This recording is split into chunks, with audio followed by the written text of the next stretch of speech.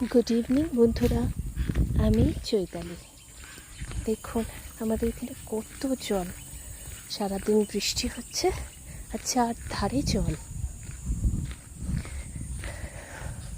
লোকেরা যে কিভাবে যাচ্ছে আসছে, যারা জমিতে কাজ করে, ফুল তোলে, তাদের খুবই খারাপ অবস্থা। এক হাঁটু জল ভেঙে তারপরে তারা যাতায়াত করছে। এগুলো পুরো শুকনো থাকে, সবটা জল ভর্তি হয়ে গেছে। চারধারটা কিন্তু সবুজে সবুজ, কত জঙ্গলে ভর্তি হয়ে গেছে।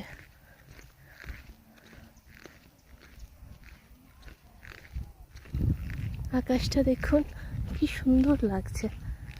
সামনেই তো পুজো পুজো পুজো একটা ভাব লাগছে। সামনে পুজো বলছি বটে, অনেকটাই দেরি আছে, সবে ভাদ্র মাস। তবু বাঙালির মন বলে কথা, একটু থোকা থোকা মেঘ দেখলেই পুজো পুজো বলে মনে হয়, তাই নয় কি?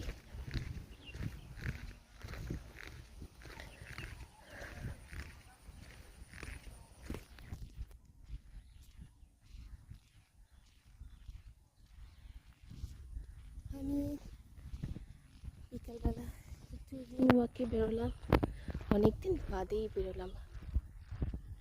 সবসময় বৃষ্টি হচ্ছে, বিকালে সকালে সাথে সাথে রাস্তাঘাট কি বেরোবো,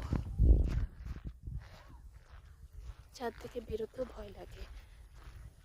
ভীষণ সাপ বেরিয়েছে আমাদের এখানে, চারধারে জল জমে গেছে গর্তে, ওই জন্য সাপেরা বেরিয়ে পড়েছে।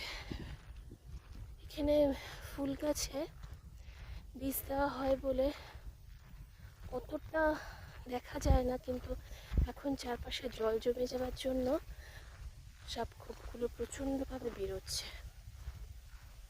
ওই জন্য ভয় লাগে। তবে বিকেলে তো দেখা যায়, তাই অতটা ভয় লাগে না।